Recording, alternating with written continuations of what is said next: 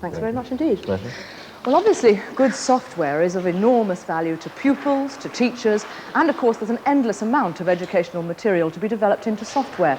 But what sort of financial value does it have for the people who actually publish it? Well, in the audience tonight is Roger Watson from Longmans, the publishers. Mr. Watson, can your company see any sort of profit out of producing educational software? Well, not at the moment, not if you have to pay the development costs. If you think that an average piece of educational software may sell between, say, 500 and 1,000 copies at a price of 15 or 20 pounds, you can imagine that it's difficult to cover the production, the promotion, the distribution, and so on. You certainly can't recover 20, 30,000 pounds of development costs. It's a big shortfall between the development costs and the money that you get back in selling it. Absolutely. Now, how vital do you think the MEP funding has been in developing educational software? Well, it's been critical because a really very large proportion of the excellent software which we now have available in this country has been funded, the development has been funded by MEP. Right, thanks very much indeed. Mac? Well, just as we seem to have a world lead, many people are worried that this might be lost. The government is axing MEP in 4 months' time, replacing it with something called the Microelectronics Support Unit. With less than half MEP's budget, it won't have a role in commissioning new software, and it won't be helping to train teachers as MEP does. MEP has only 17 weeks to run, yet the new support unit so far has no staff and no premises. Its role will be simply to advise on the use of software in the classroom and not to produce it. However, the Department of Trade and Industry is providing £500,000 this year to local authorities to purchase existing software packages, with £2 million next year. But that still means a cut in real terms in the money allocated to information technology in schools and no central subsidy to create new software. I asked former Education Secretary Mrs. Shirley Williams, is this cut in spending on computers in education really justified? No. This is an area where Britain has a world lead. Mr. Butcher, the Parliamentary Secretary at the Department of Trade and Industry, said as much in December 1984 to the House of Commons, so the government believes it itself. Why then should we throw away the lead by changing the organisational structure of the MEP system, the microelectronic support system, and handing it over to local authorities as far as curriculum development, software development and in-service education are concerned, when, frankly, the local authorities are so strapped for cash, they can't even maintain their current hardware and they can't maintain the in-service programmes for teachers. It is absolutely nonsensical. But it's very easy to say that, but nevertheless it's a matter of priorities. If you're not going to give it to computers in education, if you're going to give them more, you've got to take it away from somebody else. Who would you take it away from? Let's be honest, it's all a question of priorities. If you think the most important thing in the world is tax cuts, then you tell the Department of Education and Science to cut their budgets in order to finance a tax cut. Our view is very directly that that is absolutely to get the priorities wrong, and that this is an area where Britain could build a major export market, where she is in advance of the rest of the world, and where we would be in great danger if we lose that lead. Already the MEP have sold about £1 million of the software overseas, and they won't even given any money for expenses. Do you think that could be significantly increased? Yes, not only should it be, I think we should set up something rather like the Ministry of Trade and Industry project teams in Japan and get the manufacturers, the Department of Education and Science, the Department of Trade and Industry together to write up a strategy for the future to take Britain into the export markets of the world, where we have, I repeat, a major lead we shouldn't lose.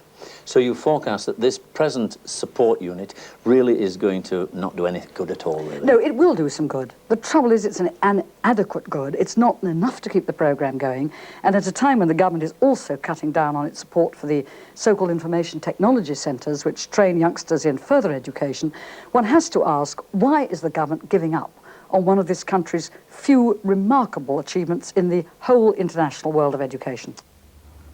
I put it to Education Minister Chris Patten earlier this week that if the future prosperity of Britain is going to depend more and more on the information industries, isn't this a bad time to kill the MEP when even his own department has said it's doing a good job? It has been a terrific success, and it has put us ahead of the rest of the world. I don't see it as killing the MEP. When we first set it up in 1980, we reckoned it should have a life of about 4 years while it got other things going. In 1983, we thought it should be continued for an extra couple of years to 1986, and we've been discussing with the local educational authorities and others since then what should follow it in order to consolidate the work we're doing. And I think the support unit is the right sort of body, the right sort of instrument to carry on the work which the MEP has done so successfully. But that is only half the amount of money the MEP had. Is it true that your department really wanted to double the amount of money rather than halve it for the MEP? No, I think there are always discussions with the Treasury and others about how much money one should spend on this or that. But we've also got to take into account not only the money that's being spent through the support unit, the 2 million plus that we announced last summer, but also the money that's being spent through John Butcher's DTI programme to encourage software in schools, following the very successful Micro in Schools programme. Also the work which is being done through the Technical and Vocational Education Initiative. I've seen a great deal of very successful work done through that, which has involved, of course, the purchase of equipment and software. The most successful thing the MEP did, I think, was creating new educational software. Yes. And with the support unit, they're not doing that. They're expecting the local authorities to actually buy more software. Nobody's going to create it. That's going to create a real shortage of new software, isn't it? Now, I hope that we'll be able to still help in the development of materials for curriculum development, because it's very important, particularly cross-curricular developments, which is where I think we've got to make a rather more progress. But the other schemes which I've suggested should help to create a market as well. I agree with you that the more experience we've had, the better the software on the whole that we've produced. But it does need direct funding from government. You can't just expect it to the publishers to take these very high risks in producing educational It's going to software. still get some help in development, and we're still helping to create a market. We'll also be still doing all we can to ensure that internationally, in terms of exports, we can develop a market and see that British industry, this particular industry, gets access to it. Is it true that IT has become rather a peripheral activity from what it was in Kenneth Baker's day when it was very prime? Is it becoming a little bit peripheral with politicians and civil servants today? No, it isn't. I don't think that's fair. I think it's perfectly reasonable to commend Kenneth Baker on the marvellous job he did. But when I go around schools seeing things from my angle, I don't think you could possibly say it was peripheral. What we've got to do is to build on the successes, build on the foundations which were laid very well by people like Kenneth Baker and others as well. Well, first of all, I'd like to go to a software writer, Margaret Cox from Chelsea College. If all the cash is going to be spent on existing software, what's going to be the demand for new software that you write? Well, one of the problems there is in writing new software is with the extending technology and hardware that is available. It now costs a lot of money to write particular programs. You need a range of expertise, just like you do with a television crew. You need people with hardware, software, educational, research and other expertise. And so you need quite an investment in a team before you can even take off.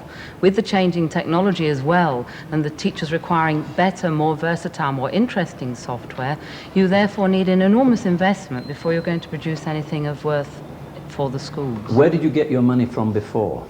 Before the MEP, Yes. We got money from the Schools Council, which preceded the MEP, and of course the computers were smaller then, so the software was smaller. Some of the sorts of software you've been showing in this school, for So it was example. cheaper to write? Yes, Yes, that's I right. see. Well, perhaps I should ask Mike Fisher, who's the manufacturer's managing director of RML, will you be investing in developing more new software?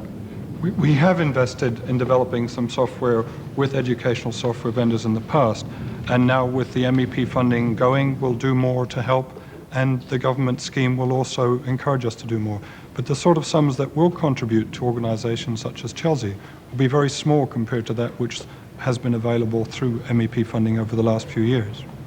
Tom Hardy from Cambridge University Press, perhaps have you seen the market diminishing, and do you see it diminishing in the future? The market was never a very large one in UK schools in any case. Software products do not sell to schools in large numbers. I hope that in the years to come with the DTI scheme we may see a temporary expansion of the software market in the next year and the year following, but what happens after that is an open question. Is networking and piracy an issue? Networking is certainly an issue. More and more schools, as was mentioned earlier in the program, are networking their machines together. And some publishers are paying attention to the need to provide networking software, certainly. Piracy is another very serious problem. We don't have evidence of the levels of piracy of educational software in schools. I'm sure that some goes on, but equally you can understand teachers having the need to make the software available to their pupils. Richard Fothergill, if you'd have had this extra money, what would you have done with it? Well, there are two major needs. First of all, there is a major need for in-service training for teachers. The amount of money available to local education authorities at the moment is pitiful for in-service training, and we want a real major impact in this if we are to get more and more teachers using the software that's available, and right across the curriculum, please. The second thing is the development of new materials, the new software. We've developed, I think, an expertise at the leading edge of the development of educational activity in this country, and that we need to survive and support. And it's tragic that that sort of unit and the units that have been doing that will not be able to survive in the future. So those are the two aspects. Stanley Goodchild, perhaps I'll come to you, and what do you think about, what would you like to see the publishers doing with your software? Well, the one great worry for all schools, primary and secondary, is the expense of buying single pieces of software. And I hope the publishers can soon come to realise that perhaps a better way of marketing the product is to do it by licensing to local education authorities, which will then enable schools, even the very small primary schools, to have access to the very good software that's available. Margaret, perhaps I come back to you now, because there was a question asked earlier on in the programme about why there's not sufficient software for Econet. What's the reason for that? Well, there are really two reasons. One is that a lot of the software was produced before the Econet chip arrived, and so you have to reorganize the software using the memory in order to make it run on an Econet system. The other problem is that the Econet system itself poses limitations on the memory which don't occur with more powerful machines. And so in the case of a lot of our software, which is very powerful and uses every inch of memory there is, it's very difficult to get it to run on a small machine which takes up some of the memory with the Econet chip. Thank you, Margaret. Well, there it is. There seems to be a case of throwing educational software into a risky open market is going to lose the lead that we've established and waste the investment we've already made in equipping our schools with computers.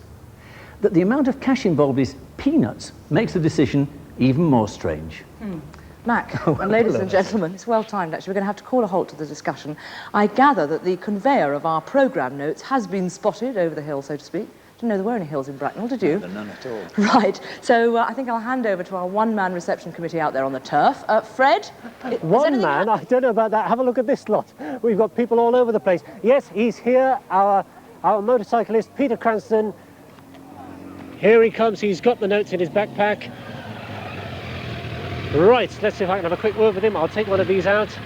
What sort of trip did you have, Peter? I've been here quicker if I didn't get stuck behind a bus. Oh, no. Well, I've timed it out at 37 minutes, 32 seconds. Follow us in, Peter. I've got the notes here.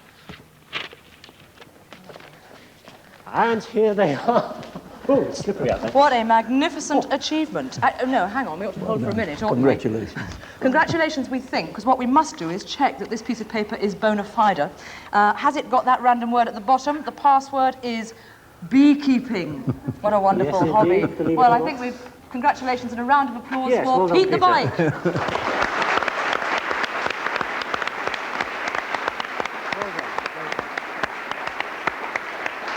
37 minutes, that's not bad, is it? Right, that was 37 minutes, 32 seconds. Now, if you want those notes, they're available from a variety of sources. You can dial up Telecom Gold, just put in Info BBC, there's the bulletin board, or there's old snail mail, that's at the end of the programme, you'll have the address. OK, right, well, that's all for us for tonight. Next week, we'll be back at our new time of 7 o'clock. From all of us here at Bracknell, goodbye. Goodbye. Goodbye. I think we ought to hand a few of these out. You've got some more? Come on then.